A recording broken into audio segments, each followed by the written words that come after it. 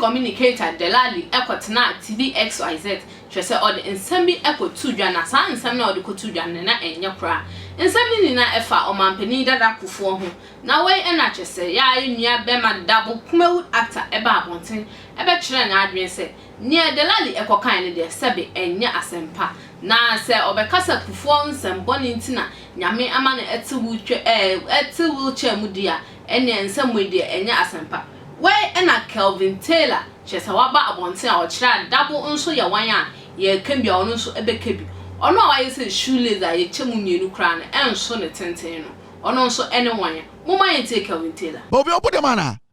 winim district do e wo Ghana ha every district go akosi dan ho into one district one get to ba omi abodam me catch them say go for omo message way it is possible asa 2020 4 more for Nana. Before that, the battle is the Lord. We mono ayesa no mutio ye wia yesi ankoto aba momo ukobusa question person mu ade ain enti utumi nya obi te say Yaw Dabo owu a ye de nkwara adaka money box na besie no ogina social media kan kwase asem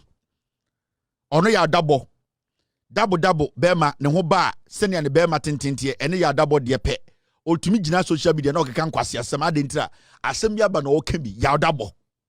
wo Yaw Dabo wo baby what do that who you so ho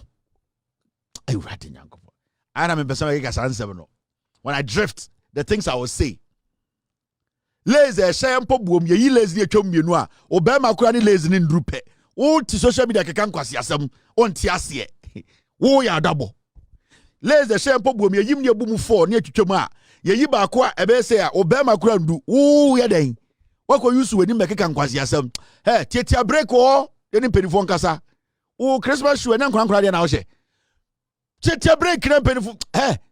wo penia Yaw Dabo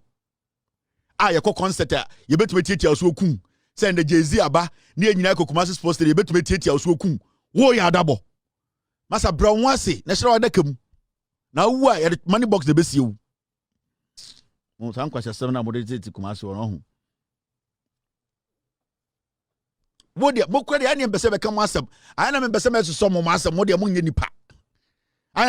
ya ntiasia ye betam akosoro twa mo tuomu peace wo ye bo ayede ye bo blow ye me waste blow ye do besi table so na mo tuom ye de lazy twa mo tuom aka wasi fom wo ye den e na peje beti ye be we fra salad di ya do be fra salad Yaw Dabo and the baby Ghana do an which be wo ye dik dokunu 4 wo di dokunu peace wo ye do be fra salad di wafra wo ye do be fra elewonyo uni melewonyo ye do be tum ni ade wafra ni anom brown wase ko shekona baby na ndwene ho say kotiɛ Yaw Dabo o de o bodam mona na ni pan mo time o ga se sanye gumuso a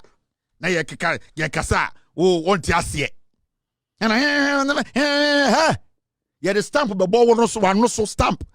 ye de bo ye de letter ye post letter ye de be bo wano so lazy share mpo buom ye yini abumu 4 ne atwitwam 3 a ye yiwa ne tietie sei obema kura ndu emema shut up and sit there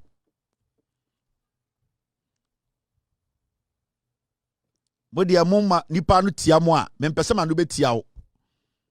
mempese ma no sei ebetia wo ba man hwom kasa mu yi a when insama Kelvin Taylor at the bed to just so aha attention TV mesre so be like video no na wa share